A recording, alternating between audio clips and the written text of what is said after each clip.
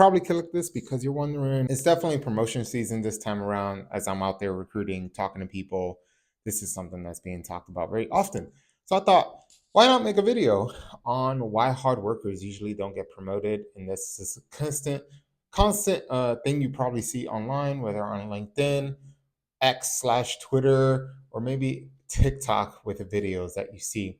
Now, never truly believe the internet because there's a lot of people out there who are making assumptions, and most of them aren't even in the talent space or understand what's going on in the background. So you're in the right place because as a recruiter working within HR, as we call the people team, um, I have a little more knowledge in that space. So, and you're probably wondering, hey, if working hard was guaranteed success, wouldn't everyone be running a company at this point?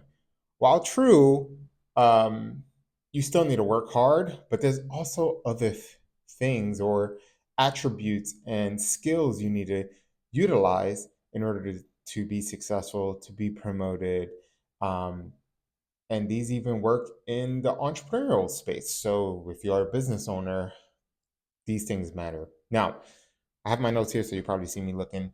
But I am a big, I like to be honest and tell the truth, even when it sucks to hear. So that's something that you could promise me. I'm not doing things just for the clicks.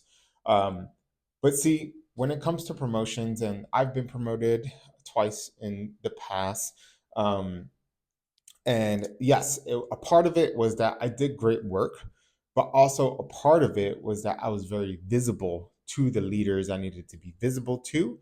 And I had a lot of what you want to call, office politics, right? I had a lot of political capital. So, utilizing when someone thinks of something, do they think of me? That's kind of how I played that game.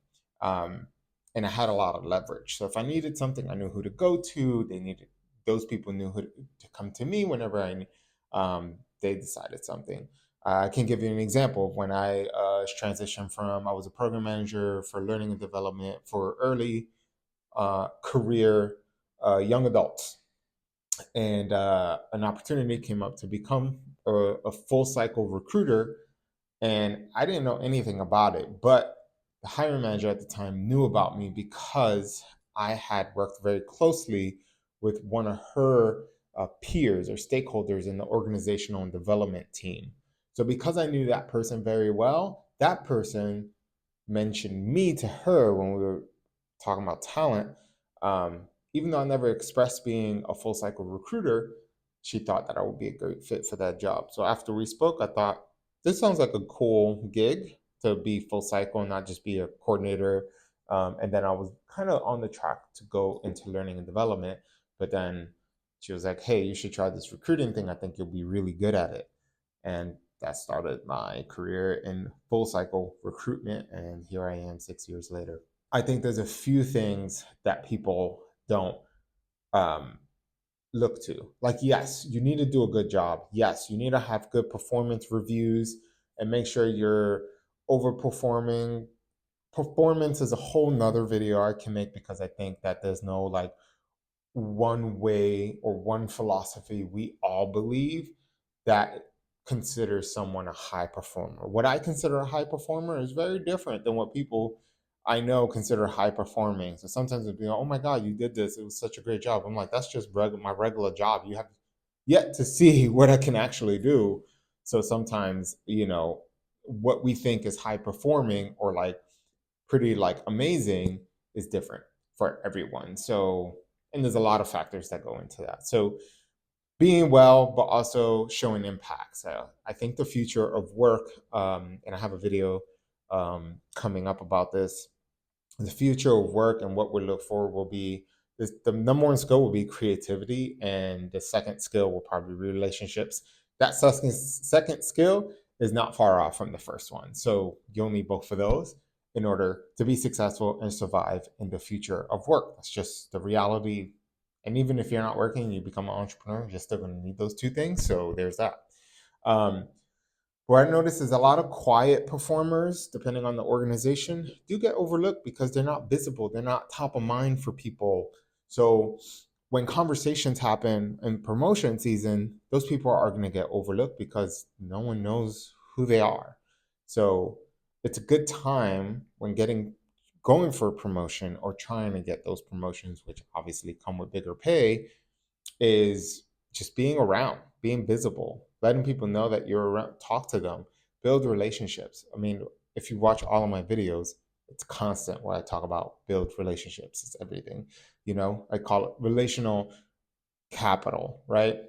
Versus the office politics, and having office or political capital is relationship capital, is more important than even your productivity. Like, you could do a great, there's a difference between someone who goes over and above and beyond and someone who does the job, does it well, but also focuses on the relationships, and building those within the company, versus the person who's out there working 10 hours a day trying to get ahead, but they're not being seen. There's a difference here. The person who does less work will get promoted faster than the other person, literally due to visibility. Come on, we're humans. We're animals at the end of the day, biologically. So, like, we have biases that are you can't overlook. These are unconscious biases that exist within all of us. So you need to understand those biases and coordinate your plan to overcome those. Um, and obviously, with AI, I mean, AI is going to be part of every conversation. AI is reducing task-based things that you do every day that are kind of like mundane and monotonous, right?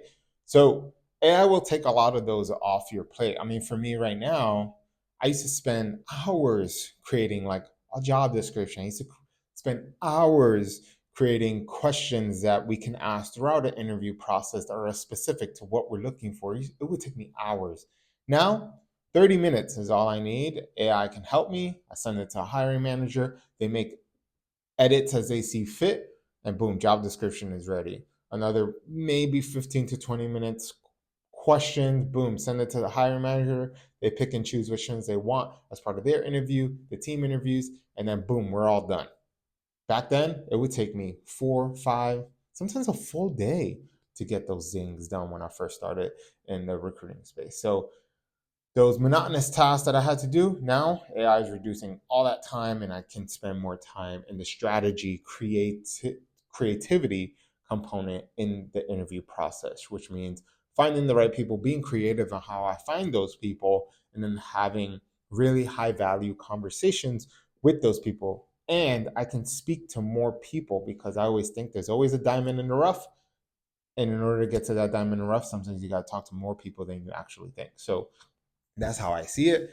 Um, and yeah, those are kind of like a few things that I just wanted to cover when it comes to promotions and how to think through things and like the future of work and what that's going to be. So if you're looking to get promoted, yes, working hard, can get you there in time, but what's more important is the relational component, which you will consistently see over and over again when we talk through these videos. So that was a quick one. I hope that's helpful for you. Make sure you're out there showcasing yourself. You don't necessarily have to be an extrovert, but volunteer to do some things. So make sure that you're visible in the office, or if you work in a virtual environment remotely, make sure you're in the chats, in the Slack channels, in the Microsoft Teams. Like, saying your piece, giving your opinion, doing things, making yourself as visible as possible. And I'm sure you can utilize AI to support you with that. So, gonna leave you with that. Hope you enjoyed this video. If you made it to the end, comment below promotions, so I know you made it to the end. And yeah, we'd love to hear your stories about your promotion stories or lack thereof, or knowing someone that got promoted when they didn't work as hard as you. Like, we'd love to hear your stories and continue the conversation in the comments below. And until next time, take care.